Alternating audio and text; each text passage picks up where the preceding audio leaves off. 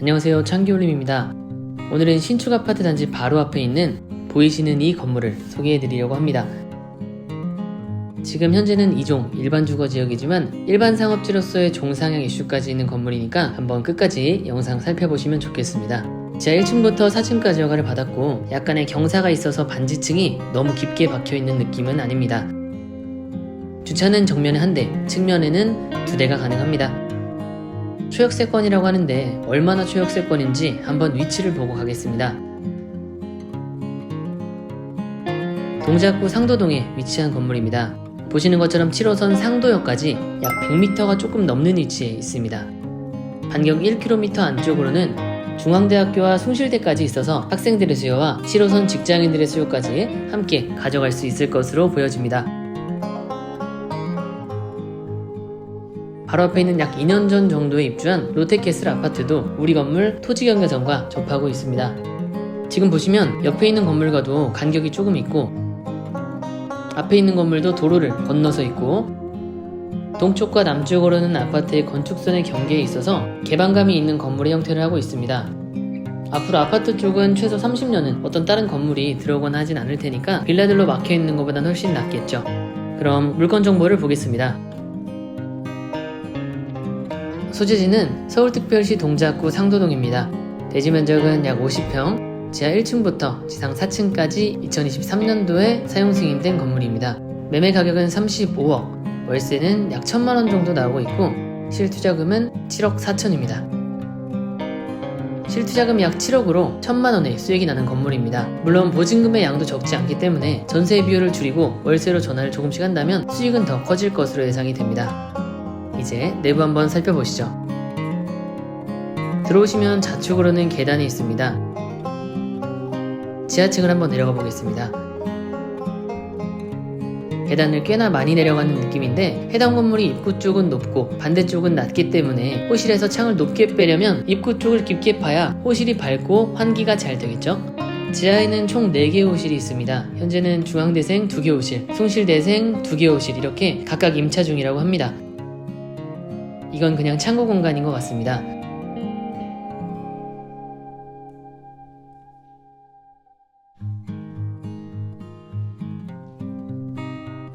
보시면 우리가 중요하게 생각하시는 엘리베이터가 있고 1층에는 지하와 같이 4개 호실씩 있습니다. 엘리베이터를 타고 이동해 보시죠. 엘리베이터는 TK 엘리베이터를 사용하고 여기는 주인층이 있어서 이렇게 번호 패드가 있는데 카드를 대거나 번호를 누르면 해당 층 버튼을 누를 수가 있습니다. 현재는 제가 카드를 소지하거나 비밀번호를 아는 것이 아니기 때문에 3층으로 이동해서 더 살펴보겠습니다. 2층과 3층부터는 아까 주차장 쪽 보셨겠지만 바닥 면적이 지하와 1층보다는 넓습니다. 그래서 2층과 3층은 호실이 5개씩 있다는 점이 특징이고 해당 건물은 전 호실이 분리형 원룸으로 되어 있으니까 참고하시면 되겠습니다. 이제 501호 주인층을 한번 확인해 보겠습니다.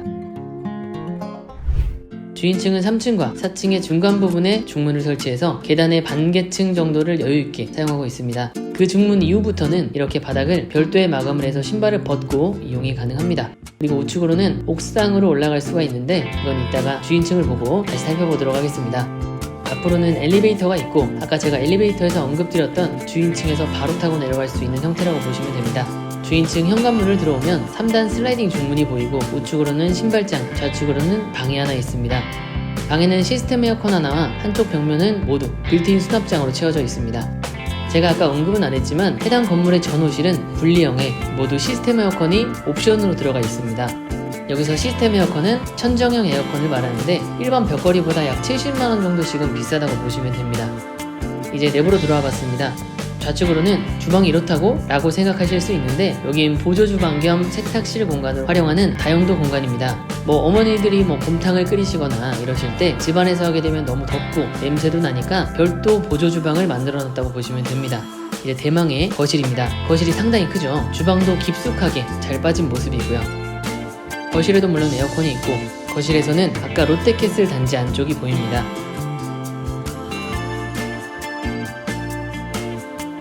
6인용 식탁이 보이고 최근에 많이 사용하는 냉동실, 냉장고, 김치냉장고 이렇게 맞춰서 붙박이 형태로 세팅을 해놓으니까 아주 이쁩니다. 주방에도 환기가 잘 되도록 시원시원하게 창을 만들어 놨습니다.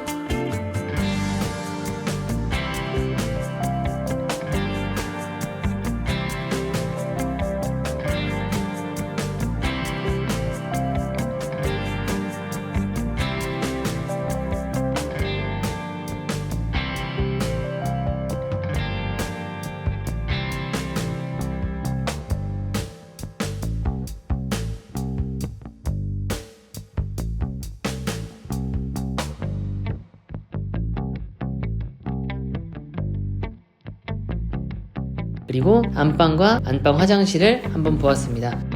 정리하자면 지금까지 보신 집은 방 2개, 화장실 2개의 구조입니다. 원래 설계는 방 3개가 가능했는데 사실상 방 3개가 크게 의미가 없다고 판단하셔서 거실을 크게 사용하는 걸로 결정하셨다고 합니다. 그리고 이제 옥상 공간으로 올라가 보겠습니다. 옥상은 옥탑층에 다락으로 허가를 받은 공간을 원룸으로 꾸며놔서 주인층이 별도로 사용을 하고 계십니다.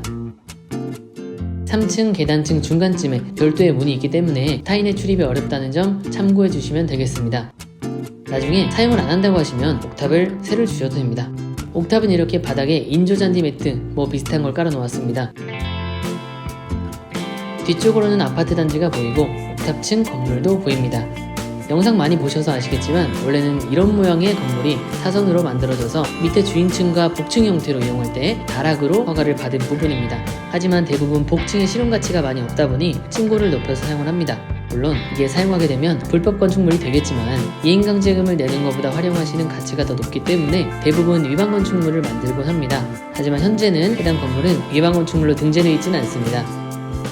내부를 보시면서 설명을 드리자면 지금 보시는 이 거실 1개, 방 1개 공간을 세를 준다고 한다면 보증금 1000만원에 월세 100만원을 받을 수 있는 공간입니다. 이 정도 공간이면 1년에 이행강제금이 약 400만원 정도 예상이 되는데 1년으로 봤을 때 월세 1200만원을 받고 400만원을 내는 격이 되겠죠.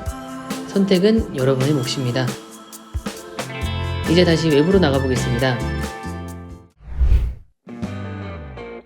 아까 제가 또 말씀을 못 드린 부분이 있습니다. 여기는 현재 23년도에 준공된 약 1년이 조금 넘은 건물인데 호실별로 수도 계량기가 모두 달려있다는 점입니다. 수도 계량기가 보통 30만원 정도 하니까 이게 호실 20개면 600만원인데 지금 35억짜리 사면서 600만원이 뭐가 그렇게 큰 돈이야 라고 생각하시는 분들도 계시겠지만 이런 수도 계량기 하나씩 달고 벽걸이가 아닌 시스템 에어컨 설치하고 중문이 없는 것보단 있는 게 나으니까 중문 설치하고 이런 사소한 것들이 디테일이라고 생각이 들고 그런 것들이 모이면 수천만원의 비용 으로 다가온다는 점이죠. 이런 걸 보고 하나를 보면 열을 할 수 있다고 다른 것도 얼마나 꼼꼼하게 했을까 유추해 볼 수도 있을 것 같습니다. 이쪽이 조금 구조가 특이한데 상도역까지 가는 길에 터널이 있습니다. 그래서 조금 특이한 부분들을 역까지 가보면서 한번 설명드려 보겠습니다. 저 앞쪽으로는 구에서 운영하는 어린이집과 경로당이 위치해 있습니다. 저 부분이 조금 이따가 보실 터널 윗부분인데 지목은 도로인데 위에 저렇게 건물들이 올라와 있는 형태입니다. 어쨌든 나라 입장에서는 놀리기 아까운 곳이니까 이렇게 사용을 하게 된 것이라고 보여집니다.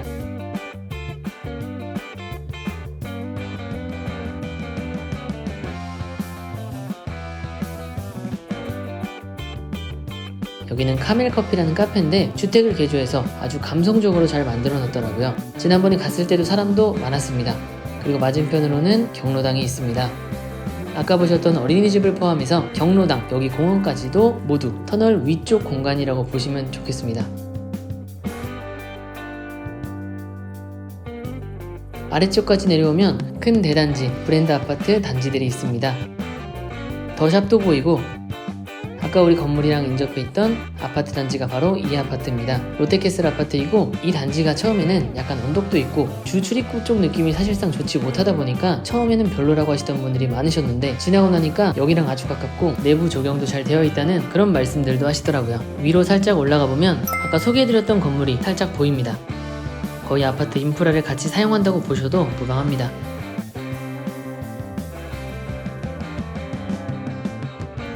마지막으로 롯데캐슬 주변 상가를 보시고 상도터널 이용해서 상도역까지 이동해 보겠습니다. 이제 추가적으로 주변 호재에 대해서 한번 말씀을 드리자면 제가 제목에서도 언급했듯이 종상향의 이슈가 있습니다. 먼저 기존의 종상향 사례를 보자면 상도역 2번 출구 방향 바로 옆에 있는 상도동 154-30번지 1원의 토지입니다. 해당 토지가 2022년 지구단위 계획이 변경되면서 종상향이 된 케이스입니다. 보시는 자료처럼 2종 일반 주거지역과 일부 3종 일반 주거지역이 있었던 땅을 준주거지역으로 종상향을 시킨 겁니다. 그래서 현재 지금 해당 토지는 지역주택조합의 형태로 상도역 해리언트 42라는 이름을 걸고 지하 5층부터 지상 42층까지 총 7개 동 1066세대로 건축 심의까지 통과한 상태입니다. 이건 중요한 건 아니고 이제 오늘 소개해드릴 곳도 이렇게 지구단위 계획 변경이 되면서 종상향이 가능할 수도 있다는 내용을 말씀드리려 했습니다. 그것도 상업지로요. 지금부터 말씀드리는 내용은 저도 들은 내용이니까 판단은 각자 하시면 됩니다. 현재 해당 구역 소유자들을 대상으로 공청회를 한 내용을 기반으로 합니다. 현재 상도역 1번 출구와 접하고 있는 3종 일반 주거지역과 2종 일반 주거지역을 상업지로 종상향해서 좀 전에 언급해드렸던 해리언트 42와 유사하게 상도역을 동작구의 랜드마크로 만들겠다는 내용입니다. 현재 동작구청장은 최대한 B아파트의 공급을 좀 줄이고 여러 미관상이나 효율적인 측면을 고려해서 조금 더 고밀화 개발을 하는 쪽에 집중을 하는 것처럼 보입니다. 지금도 동작구에서는 해당 지역뿐만 아니라 장승배 기역과 신대방 삼거리역 남측을 비롯해서 정비사업이 굉장히 활발하게 이루어지고 있고 많은 지역이 신통이든 노아타운이든 개발지 후보지로 선정이 되어 이미 진행 중인 상황입니다. 특히 동작구는 다른 지역과는 다르게 지역주택조합 형태의 정비사업이 꽤나 성공 사례가 많은 만큼 아까 보셨던 롯데캐슬이나 상도 더샵 아파트처럼 해당 지자체장의 정책 방향성과 의지도 한몫한다는 점입니다. 해당 자료에서도 보았듯이 아직 공론화되지 않는 내용이기도 하지만 아예 가능성이 없는 얘기라고 보여지지 않기 때문에 투자 판단에 참고 정도만 하시면 좋지 않을까 해서 언급을 한번 해드렸습니다. 물론 이 부분이 아니더라도 물건지 자체에서도 매력적일 수 있는 부분들이 많다 보니까 덤으로 개발 호재까지 있다는 정도 생각하시면 좋지 않을까 싶습니다. 벌써 상도역까지 다 왔네요. 상도역까지는 약 2-3분 정도면 이동이 가능하고 터널을 통과하지 않고 아까 뒤쪽으로 돌아가면 훨씬 더 빠르게 이동이 가능하다는 점 참고하시면서 오늘도 동작구 상도동에 있는 주인세대가 아주 잘 빠진 주변에 대단지 아파트가 있는 수익률도 좋고 중앙대, 숭실대 학생들의 수요까지 있는 신축 건물을 소개해드렸습니다. 오늘 영상도 도움이 되셨다면 구독과 좋아요 부탁드리겠습니다. 감사합니다.